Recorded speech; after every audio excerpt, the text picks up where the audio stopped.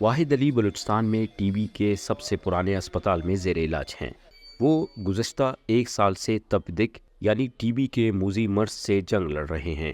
اس مرض نے ان کی سانس لینے جیسے آسان کام کو بھی انتہائی مشکل کر دیا ہے۔ اب اس بیماری نے ان کی اچھی خاصی متحرک زندگی پر ایک سایہ سا ڈال دیا ہے۔ مجھ کو تقریباً یہ 1 سال سے ہے۔ پہلے کھانسی آتی رہی ہے، اس کے بعد پھر جو ہے نا 6 ماہ تو کھانسی رہی ہے، اس کے بعد پھر یہ رپورٹ میں نے کروائی تو ٹی بی کا آ گیا مسئلہ۔ تو لیکن وہ ساری ٹریٹمنٹ پھر چلتی، کام میں یہ کرتا ہوں ٹھیلا لگاتا ہوں فروٹ کا، ٹھیک ہے، اس کی وجہ سے بڑی پریشانی بیماری کی وجہ سے ابھی 2-3 ماہ ہو گئے گھر میں فارغ ہی تھا، ایسے کام نہیں ہوتا تھا۔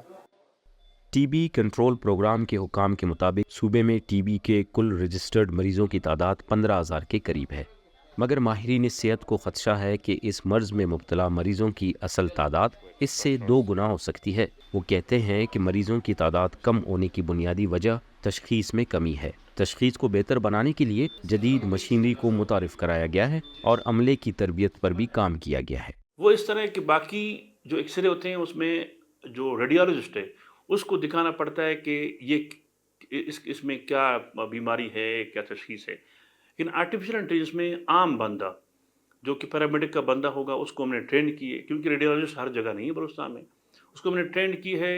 اس مشین کی جو ایکس رے مشین ہے ڈیجیٹل، وہ اس میں اس کو ایکس رے کرتا ہے، اس میں وہ ریڈنگ آتی ہے، اس ریڈنگ میں وہ بول سکتا ہے کہ اس کو ٹی بی کی بیماری ہے یا نہیں ہے۔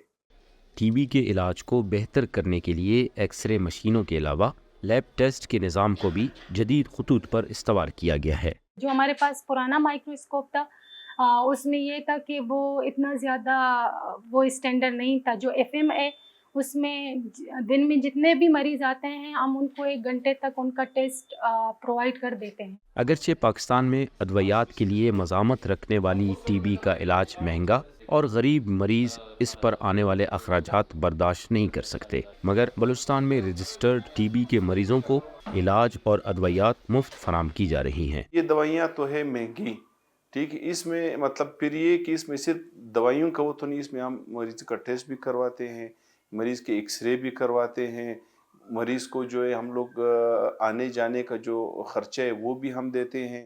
اگر حکومت ٹی بی کے علاج کے لیے اتنے وسائل خرچ کر رہی ہے تو یہاں مریضوں کی تعداد کم ہونے کی بجائے بڑھ کیوں رہی ہے؟ اس کا جواب ٹی بی کنٹرول کے صوبائی پروگرام کے اس دعوے میں ہے کہ گزشتہ چند ماہ میں صوبے بھر میں ٹی بی کے تشخیصی مراکز کی تعداد 101 سے بڑھا کر 180 کر دی گئی ہے، جس سے ٹی بی کے مریضوں کا پتہ چلانے میں آسانی ہوگی۔